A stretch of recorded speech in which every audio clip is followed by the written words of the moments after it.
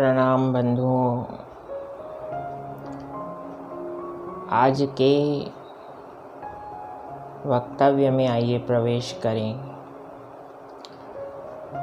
आश्रय श्री राम का और अनुकंपा श्री कृष्ण की लेकर उस विचार में और जीवन के उस प्रकार में जीने की आवश्यकता है जिसके लिए व्यक्ति अपने जीवन का आधे से अधिक समय दैनिक रूप से नियमित रूप से देता है। कभी सोचने में, कभी विचारने में, कभी कार्य को करने के दौरान, कभी कार्य संपादित होने के पश्चात। और वह भाव है परिणाम, रिजल्ट। कर्म करना तो हमारा अधिकार है और वह सदैव रहेगा।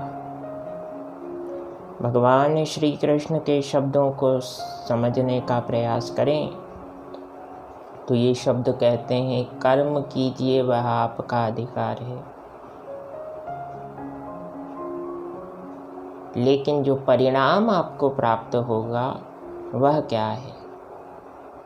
इस परिणाम के प्रति हमें विचार करना चाहिए या नहीं करना चाहिए।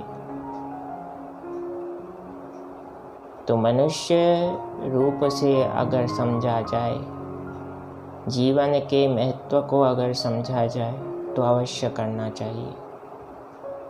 व्यक्ति को कर्म करने और कर्म को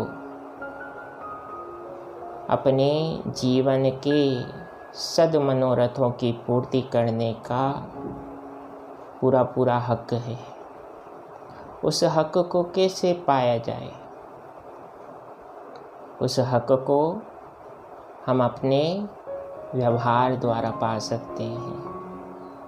हम अपने सहज जीवन शैली द्वारा पा सकते हैं। यहाँ मैं जीवन शैली यानी लाइफ स्टाइल की बात नहीं कर रहा, एक्सरसाइज की बात नहीं कर रहा, योग आदि की बात नहीं कर रहा। अपने जीवन के हर कार्य में हमें किस प्रकार से पारंगतता, स्पेशलिटी प्राप्त हो, हम किस प्रकार से स्पेशल बने, अपने कार्य के प्रति विशेषज्ञ बने, उसके लिए आवश्यक है कि हम पहले खुद को समझें। कल भी यह बात कही गई थी और इसे 1-2 दिन और मैं कहूँगा, ताकि ये बात हमें मस्तिष्क में फीड हो जाए।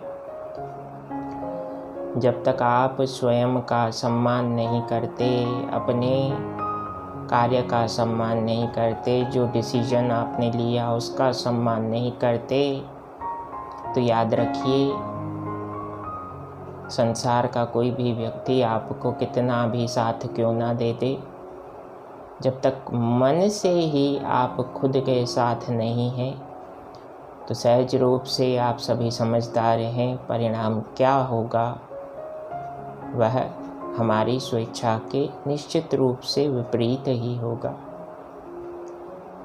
परिणाम के प्रति सजग रहना आवश्यक है, परिणाम की चिंता करना आवश्यक नहीं।